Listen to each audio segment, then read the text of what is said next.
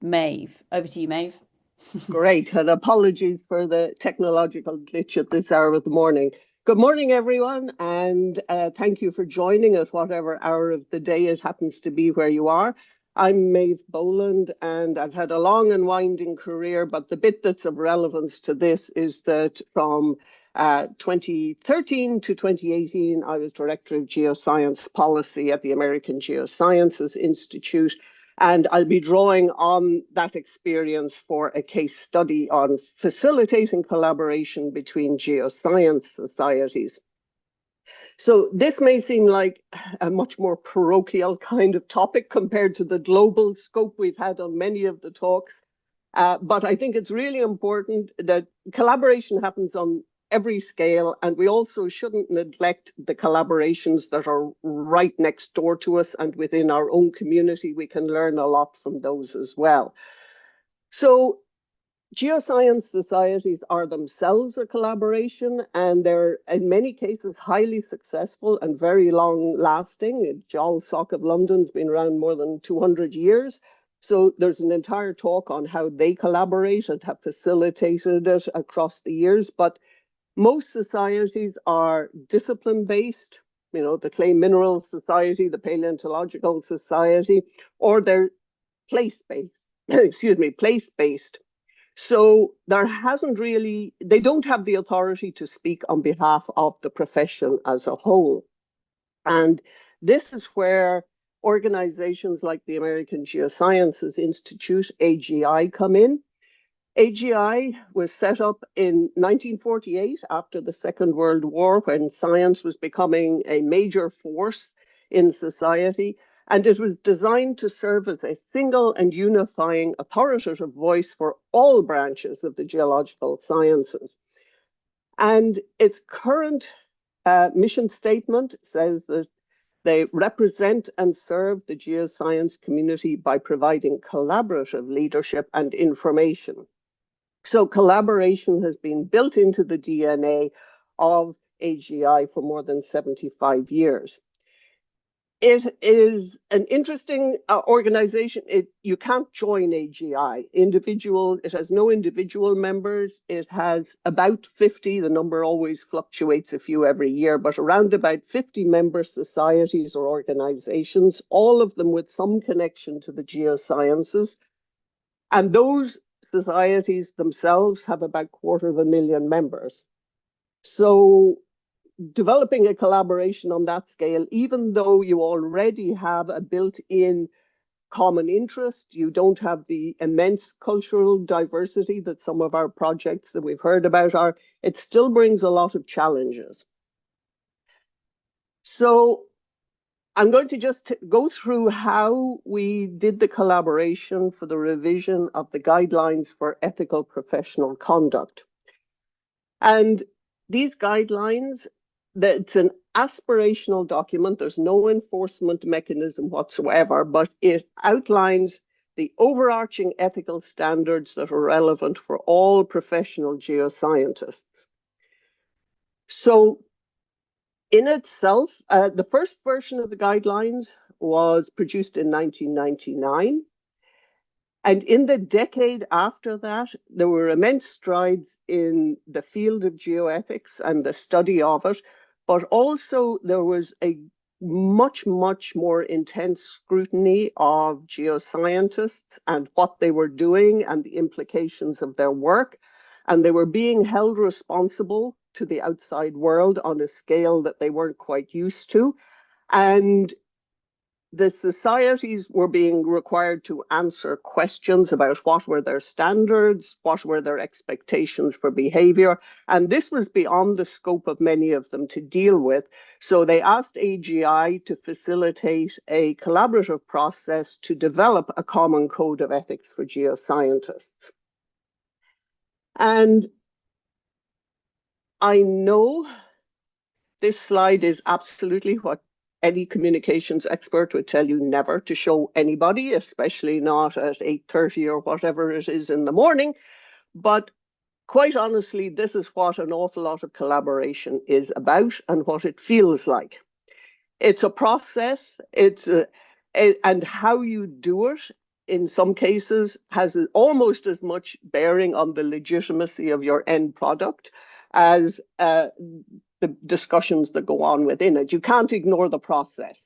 So very briefly, what AGI did to get this common code of ethics, all 50 member societies were invited to nominate someone to a committee.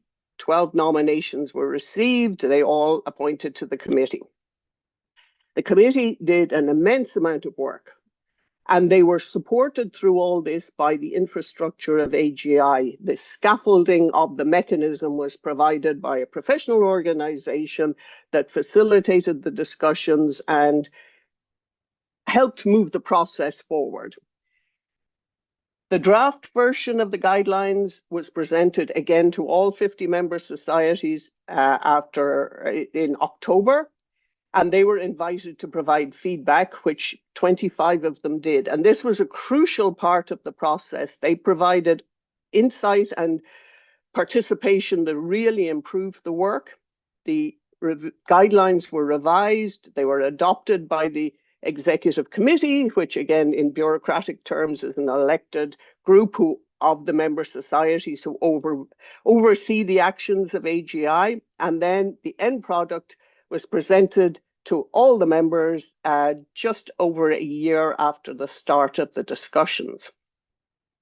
And by the end of that year, 29 member societies had endorsed the guidelines, and many others had agreed to them, but for a bunch of internal reasons couldn't formally sign on. And I just took this 2 days ago from the Society of Economic Geologists, who use the AGI Code of Ethics as their go-to point for this. So after all that collaboration, what was produced? It was one page with a lot of white space. It was a lot of work, a lot of effort, a lot of investment in time, but this was the end result. And given that we're talking about raw materials and responsibility, I'll just draw out a couple of the points in that. So the very start of the preamble says that geoscientists play a critical role in ethical decision-making about stewardship of the Earth, the use of its resources, and the interactions between humankind and the planet on which we live. So this is the starting point from which those 29 plus geoscience societies agreed this was fundamental to what we do. They then have a list of 10 points about how individual geoscientists should behave in their day-to-day professional activities. And the very first one that everyone on the committee agreed was the cornerstone of the entire document was be honest. If you follow that, all the rest falls into place. And then there's a section on what as members of professional and of a professional and scientific community, what are the responsibilities on geoscientists? And one of those is to support responsible stewardship through improved understanding and interpretation of the Earth, which is go ahead and do your science, but also crucially to communicate that to people. So the ethical responsibility overarching for all geoscientists include an immense amount of what you are facilitating here today, Sarah, and everybody else as part of the community. And this document is quite handy if you need something to refer to as an agreed, signed up, validated code of ethics or conduct, if you need to stretch for one. So bearing in mind my 10-minute limit, I'm getting close. From this collaboration and from others that I was involved with at AGI, what would I see as the key components for successful collaboration in a project of this kind of scale? The first thing is you have to have the right project. You have to be working on something that's ripe for action, that's ready, that's poised for something to be done. And there also should be a potential reward at the end for the collaboration. I mean, if you take something as prosaic as doing a proposal for Horizon Europe, you're going to have to get about 20, 30, 40 individual people or organizations to collaborate. They may speak 5, 6, 7 languages. And this is all just at the proposal stage, but that there is a potential reward that focuses the mind immensely of a lot of money to do your research. So there has to be a return on investment for people. You also need to resource the collaboration. The infrastructure is really important. To get an agreed, transparent, authorized, agreed product at the end, it really helps to have a process and to have the people you need to enable that process to happen and to be seen to happen. And that may take money. That's work package one of every Horizon Europe project. That actually gets money assigned to it. And it's the same for other collaborations. And beyond a shadow of doubt, collaboration is people, people, people. You cannot avoid the people. No matter how much geoscientists love their rocks, if you're going to collaborate, it's the people that matter. You need engaged participants. I would suggest a mix of the visionaries who go and say, we can go do this. Look, there's all these opportunities. Let's change the world. And you need the people who say, okay, but how are we going to pay for it? Who's going to be involved? Is this the right word to use here? You want that mix of skills within your group. And leadership. Collaborative leadership is different from hierarchical leadership. At AGI, we used to say we have to lead from the middle.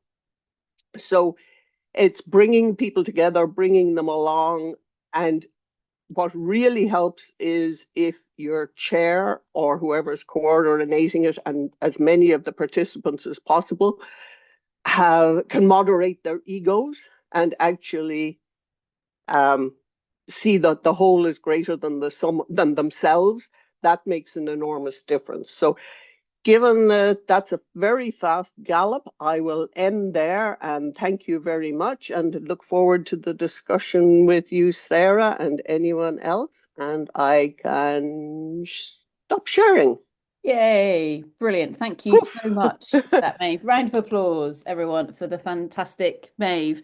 Um, Maeve, thank you for that. And I'm loving that whole making sure you've got that kind of the purpose for the project or that reward at the end of the day, resourcing it properly. Now, a lot of these kind of collaborations, it's almost expected that volunteers are going to do this. Is this something where, if it's a Horizon Europe project or a kind of a paid for grant, then obviously there is usually a budget that you can apply for to actually resource things properly.